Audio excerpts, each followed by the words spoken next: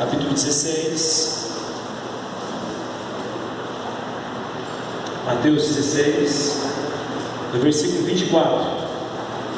Observe o que o texto nos diz. Mateus 16, 24.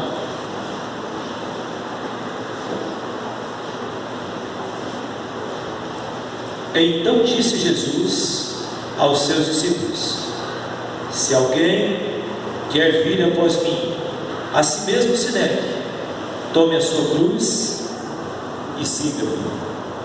Amém?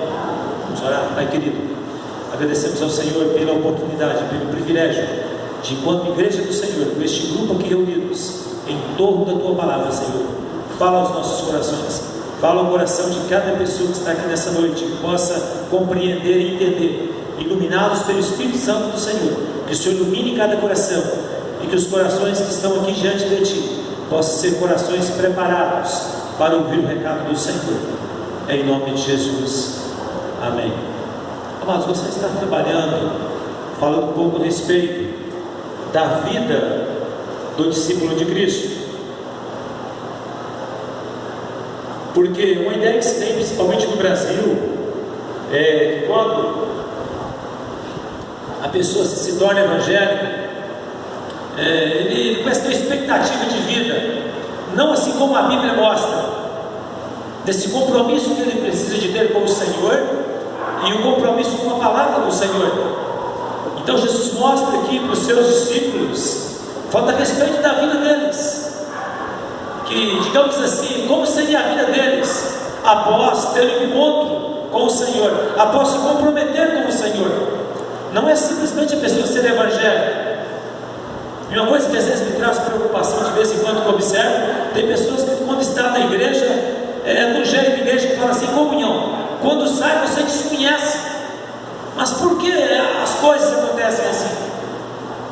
Tem pessoas que às vezes quando vai em algum encontro, ele vai, ele quer fazer, mas não permite que Deus faça uma mudança na vida dele.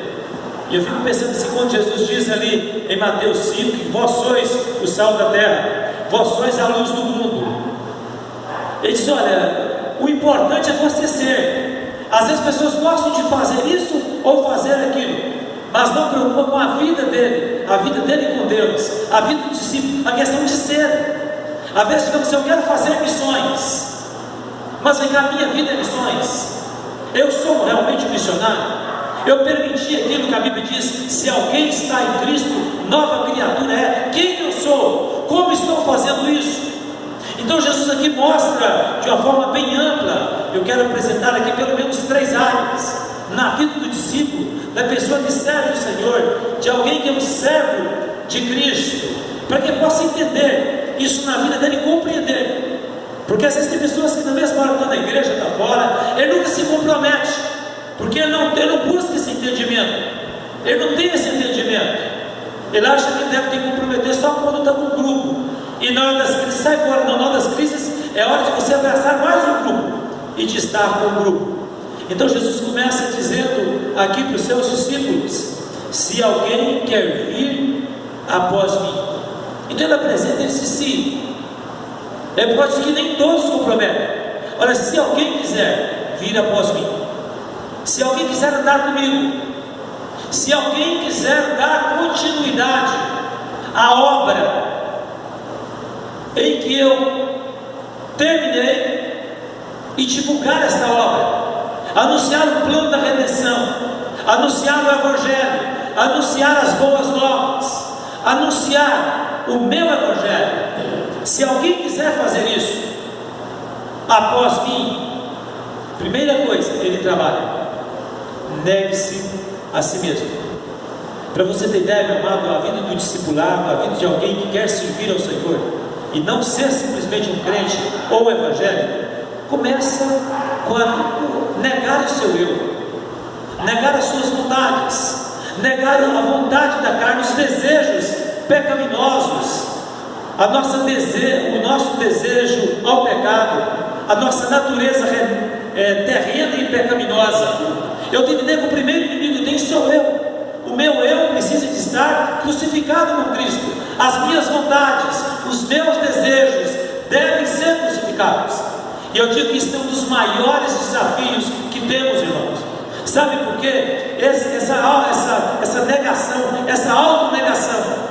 Porque a gente julgar os outros, falar na vida dos outros, é muito fácil, irmãos. A gente falar o que os outros devem fazer, isso é fácil demais.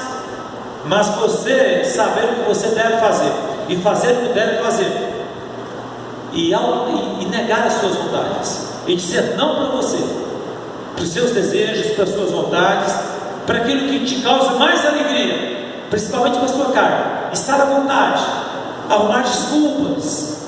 Temos que, se você quer ser um discípulo de Cristo, a primeira pessoa que você deve dizer não é para os outros, é para você mesmo, é para os seus desejos, é para as suas ideias, é para os seus pensamentos, é para a zona de conforto que você acostumou até hoje, é dizer não para a velha criatura, é dizer não para os pecados pecaminosos que tentam dominar a sua mente. Então entenda, meu amado, aquele que quer ser discípulo de Cristo, a sua vida será uma vida de renúncia. Primeiro, a renúncia própria, a negação, talvez dos seus desejos, das suas vontades, da coisa que te traz aconchego. É a luta entre a sua vontade e a vontade de Deus. E para você ser feliz, eu preciso entender que a vontade de Deus sempre ela deve prevalecer, para que você cumpra aquilo que está no coração de Deus. E muitas vezes, amados, o ser humano, ele sofre as consequências, porque às vezes ele não entende qual é a vontade de Deus, qual é o propósito de Deus na vida dele, diante de tantas circunstâncias.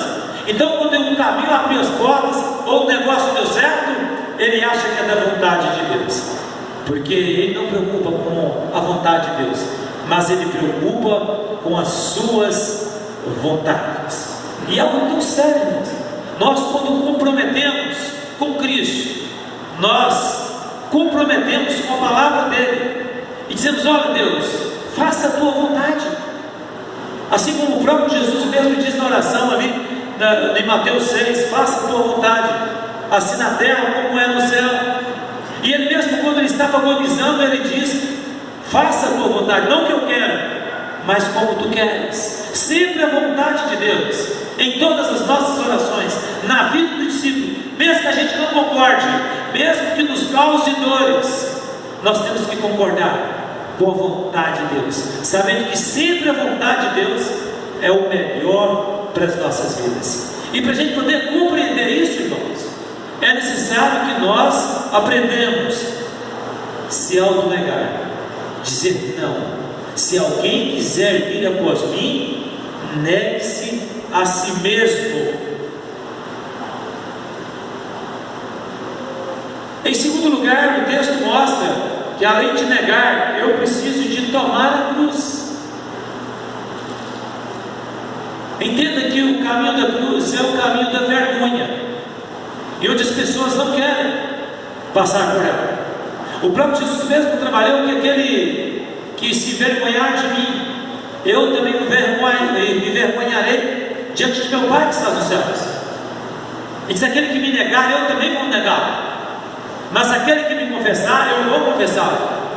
Você nunca pode ter vergonha de Cristo, nunca vergonha do Evangelho, nunca vergonha diante de uma geração pecaminosa como essa.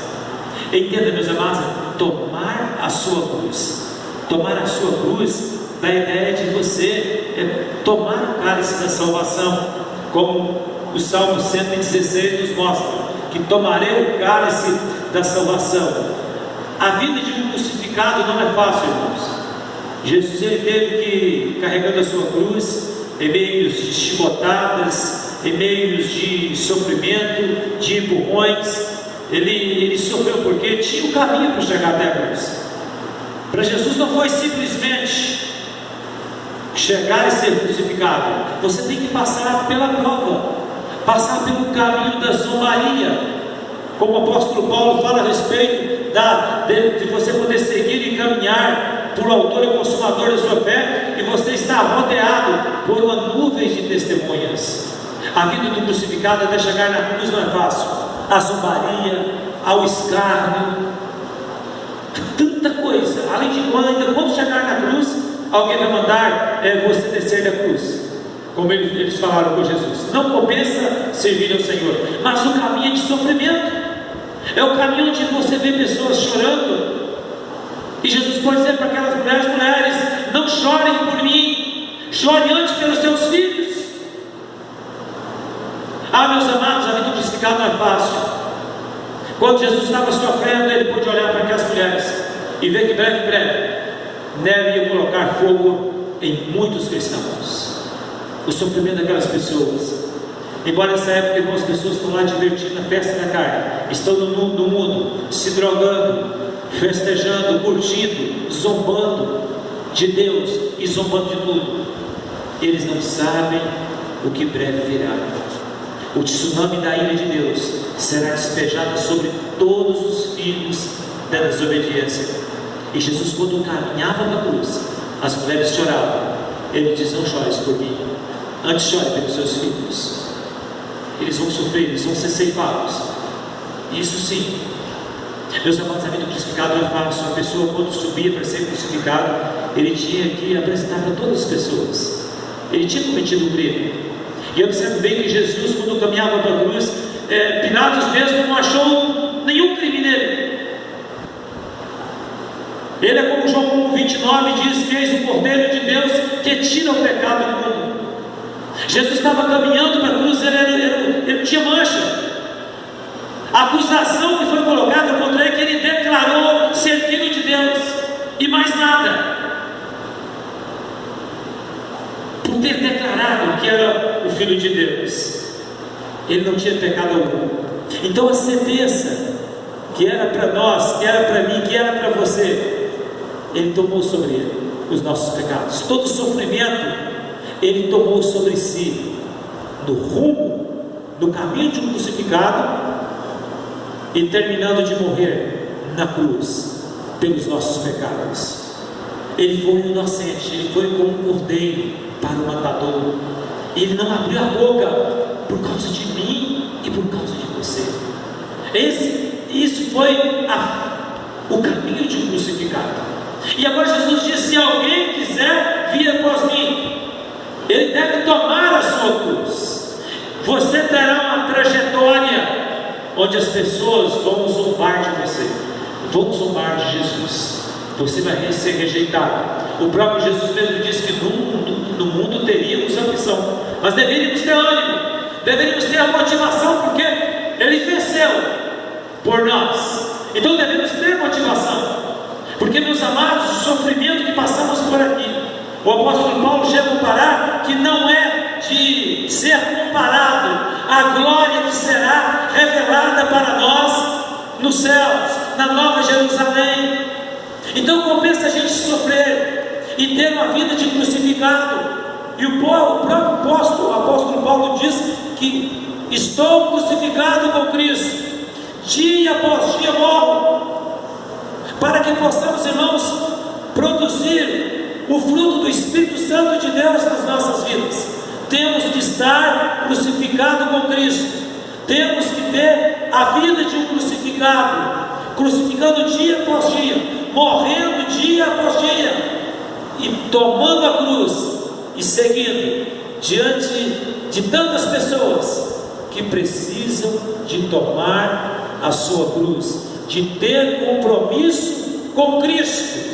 E quando deparar com as vidas, você lembrar que você está carregando uma cruz, que as suas vontades devem ser crucificadas, que no lugar por onde quer que andarmos, irmãos, as pessoas há de ver em nós uma vida de um crucificado, uma vida de uma pessoa que está tomando uma cruz, uma vida de uma pessoa que está negando as suas vontades, a vida de uma pessoa que tem as marcas de Cristo na vida dele.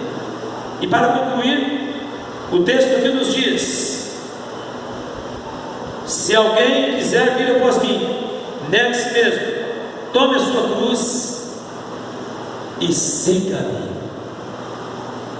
Aqui Jesus convida a cada um de nós, irmãos, a cada pessoa, a andar com Ele. viver com Ele. Meus amados, a vida só tem sentido se a gente andar com Jesus. A vida não tem sentido fora de Jesus. É tão sério que ele vai dizendo para frente ainda: portanto, quem quiser salvar a sua vida, vai perder. E quem perder a sua vida por minha causa, pela minha causa, ele vai encontrar a vida. Compensa, irmãos, renunciar a essa vida para tomar posse da vida eterna, para viver, começar a viver a vida eterna aqui. E ele faz olha o versículo 26: o que aproveita o homem ganhar o mundo inteiro? O que adianta conquistas? É isso que ele está dizendo aqui no finalzinho do versículo, irmãos, que nós lemos aqui. E siga-me. O que adianta o homem ganhar o mundo inteiro e perder a sua alma? O que adianta, meu amado, você ver 100 anos aqui na terra, ou os anos, e quando chegar no último dia da sua vida e no momento final da sua vida, você não reconhecer Cristo como Salvador e Senhor da sua vida? O que valeu viver nessa terra, se você não servir ao Senhor, se você não trabalhar na obra do Senhor, o que adiantou? E ele diz aí: o que aproveita o homem ganhar o mundo inteiro e perder a sua alma? Ou o que dará o homem em troca da sua alma, ou em troca da sua vida? Não tem como, irmãos, você não voltar no tempo. Você que já é adulto, não tem como voltar a ser jovem, adolescente ou criança. A vida, irmãos, ela deve ser bem vivida, porque a vida é uma só. Temos etapas que temos que valorizar ela, principalmente para servir ao Senhor, porque não tem como voltar atrás. A única coisa que tem para o homem, não importa a idade. Jesus diz para Nicodemos: o que importa é que você nasça de novo. Então isso é que faz parte, isso que faz a nossa vida feliz. Não importa a idade, o que importa é que você precisa de nascer de novo. Você precisa de ter um encontro com Cristo. E para concluir aí, o próprio Jesus diz aí no versículo pela frente: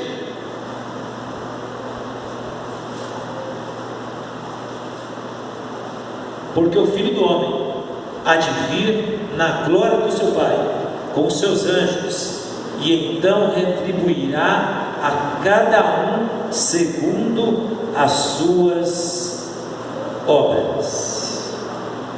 Amados, cada ser humano, não importa se ele crê ou não, você vai dar contas ao Senhor de como você gastou a sua vida aqui na terra. Primeiro, se você nasceu de novo, se você teve um encontro com Cristo. Segundo, se você teve uma vida de discípulo, se você foi alguém que negou as suas vontades, se você é alguém que tomou a sua cruz, e se você é alguém que andou com Cristo. Feche seus olhos, olha para dentro de você.